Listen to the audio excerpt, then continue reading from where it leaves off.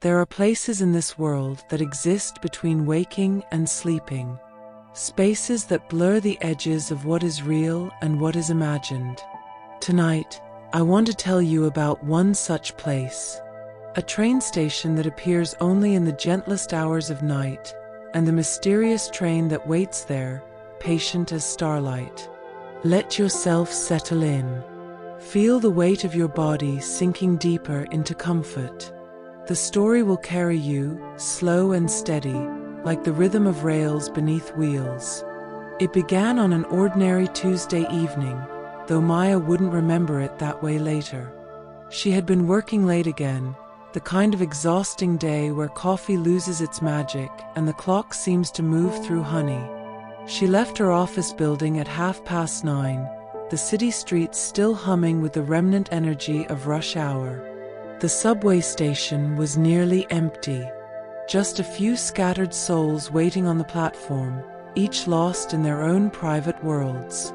Maya found her usual spot near the far end, away from the fluorescent lights that always seemed too bright, too insistent. She closed her eyes for just a moment. Just one moment. When she opened them, something had changed. The harsh lights had softened to a warm amber glow, like gaslight from another era. The modern advertisements on the walls had faded into elegant posters with destinations she didn't recognize. Northward Junction. The Crossing at Twilight Falls. Endlessly Station.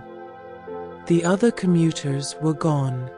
Maya blinked slowly, her exhaustion making everything feel dreamlike and distant. Perhaps she was more tired than she'd thought. She should feel alarmed, she knew, but instead a strange calm settled over her like a blanket. The air smelled different too. Not the usual underground mix of metal and must, but something gentler. Lavender, maybe, or night-blooming jasmine. Then she heard it. The sound of a train approaching, but not like any subway she'd ever heard.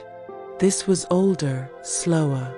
The steady chug-chug-chug of steam engines from a bygone time. The whistle that followed was low and musical, echoing through the station like a lullaby. Maya watched as the train emerged from the tunnel, and her breath caught softly in her throat. It was magnificent. Deep midnight blue, almost black, with golden trim that caught the amber light. The windows glowed with a soft warmth from within, and she could see silhouettes moving inside. Peaceful, unhurried. Each car bore a symbol she couldn't quite make out, something that shifted when she tried to focus on it. A star? A compass rose? A sleeping eye? The train came to a perfect, gentle stop. No harsh screech of brakes. Just a slow, natural settling, like a sigh. For several heartbeats, nothing happened. Maya stood alone on the platform, watching the train, feeling that strange pull of curiosity mixed with an even stranger sense of recognition, as if she'd been waiting for this train all her life without knowing it. Then a door opened directly in front of her, not with a mechanical hiss, but with the quiet creak of well-oiled hinges. Warm light spilled onto the platform, and with it came the softest music. Was someone playing a piano? Or was it just the natural hum of the train itself, creating melodies in the space between mechanical and magical? A conductor appeared in the doorway. He was neither young nor old, with kind eyes that seemed to hold centuries of gentle secrets. His uniform was immaculate, the same midnight blue as the train, with brass buttons that gleamed softly. He held a silver pocket watch in one hand, though he didn't look at it.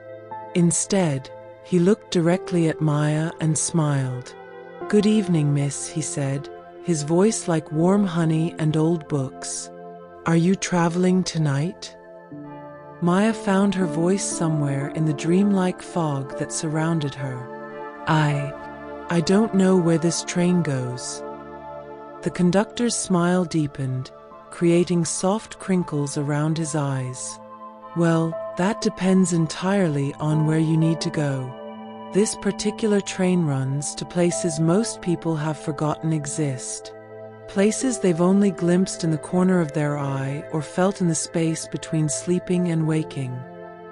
Is this? Maya paused, uncertain how to phrase the question. Is this real?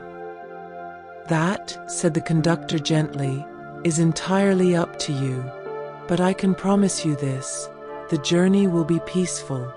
And when you wake, you'll remember it as the most restful sleep you've had in years. We have plenty of time. The train doesn't run on any schedule you'd recognize. It simply